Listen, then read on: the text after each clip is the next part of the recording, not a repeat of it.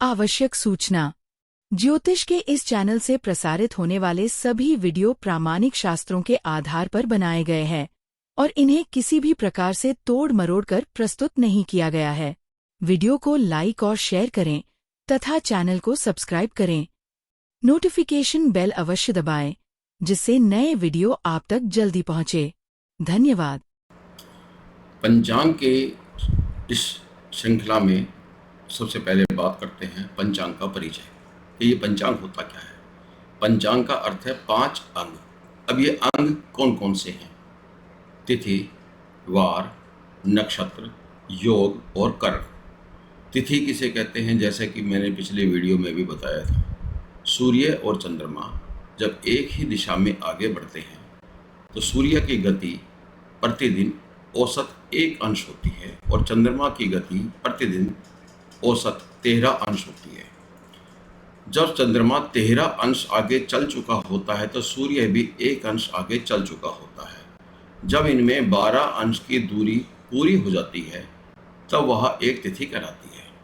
जब 24 अंश की दूरी हो जाएगी तब हम उसे कहेंगे 2 तिथि निकल गई।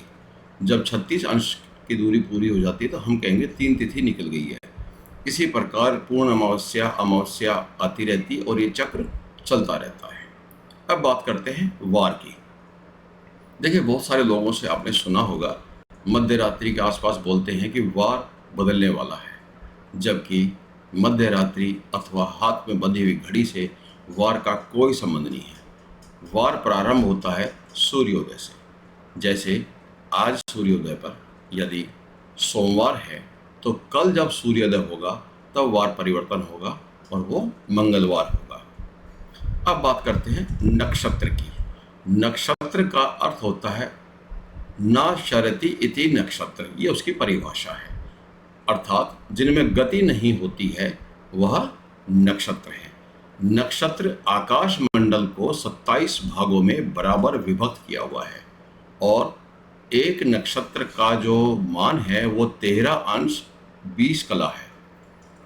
इन्हीं 27 नक्षत्रों को अलग अलग नाम दिए गए हैं। चंद्रमा जिस क्षेत्र में जिस भाग में होता है उस भाग को जिस नाम से जाना जाता है, अश्विनी, भरणी, कृत्तिका, रोहिणी, मृगशिरा, जो भी है, तो हम कहते हैं आज ये नक्षत्र है। अर्थात चंद्रमा उस नक्षत्र में आज गोचर कर रहा है। अब बात करते हैं योग। योग का मतलब है कम्बिनेशन। तो किसका कम्बिनेशन? सूर्य, चंद्रमा और राशि आदि का कम्बिनेशन, यही योग कहलाता है, जिन्हें अलग अलग कम्बिनेशन के साथ अलग अलग नामों से जाना जाता है। करण क्या है? एक तिथि के आधे भाग को करण कहते हैं। जैसा कि मैंने बताया कि तिथि का मान घटता बढ़ता रहता है। गुरुत्वाकर्षण के कारण कई बार समय कम लगता है 12 अंश की दूरी पूरी होने में और कई बार ज़्यादा लग जाता है। तो जितना भी समय एक तिथि में लगता है, जिसको हम मान कहते हैं, मान लीजिए 22 घंटे है, तो तिथि को हम जब 2 भागों में बांटेंगे तो 11-11 घंटे के 2 भाग हो जाएंगे। वो 2 भाग एक एक करण कहलाते हैं। अर्थात तिथि के आधे भाग को करण कहते हैं। अब बात करते हैं दिनांक 6 मई 2026 Indian standard time Delhi NCR के अनुसार सूर्योदय का समय लगभग प्रातःकाल 5:36 पर और सूर्यास्त शाम को 6:59 यानी कि 59 पर। तिथि चतुर्थी प्रातःकाल 7:54 तक है।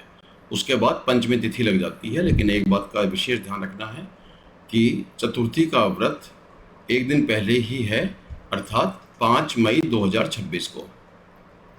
इस दिन नक्षत्र है मूल, करण है बालव जो कि सवेरे 7:54 तक है। उसके बाद कोलव है, कृष्ण पक्ष है, सिद्ध योग है और बुधवार है। सबसे पहले बात करते हैं पंचमी तिथि के बारे में। और ये तो मैंने पहले आपको बता ही दिया है कि अंगारकी श्री गणेश चतुर्थी व्रत 5 मई 2026 को ही है और पंचमी तिथि के स्वामी हैं नाग।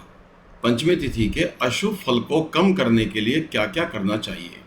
जीवों पर दया करनी चाहिए, शिव पूजा करनी चाहिए, शिवालय में नाग मूर्ति का दान करें, पंचमी के दिन पेस्ट कंट्रोल न करवाएं, चींटियों और पक्षियों को खाना दें, घर में छिपकली आदि के प्रवेश को रोकना है और पंचमी को खटाई बिल्कुल नहीं खानी है। अब बात आती है नक्षत्र की। मूल नक्षत्र गंडमूल नक्षत्र कहलाता है। इस नक्षत्र में तारों की संख्या 11 होती है। ये केतु का नक्षत्र है। इसका स्वामी का जो नाम है वो निऋत्ति है, अर्थात राक्षस है। यदि इस नक्षत्र में किसी का जन्म होता है तो उसे इसकी मूल शांति करानी चाहिए, और इस नक्षत्र में जन्मे व्यक्ति को साल की छोटी सी लकड़ी अपने पास रखनी चाहिए, या साल से बनी हुई कोई वस्तु, छोटी फर्नीचर इत्यादि अपने घर पे रखना चाहिए। अब बात करते हैं सिद्ध योग की।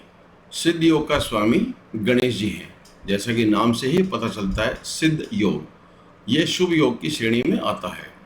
इस योग में जन्मे व्यक्ति को अपने कार्य स्थान पर गणेश की मूर्ति अवश्य रखनी चाहिए। धन्यवाद।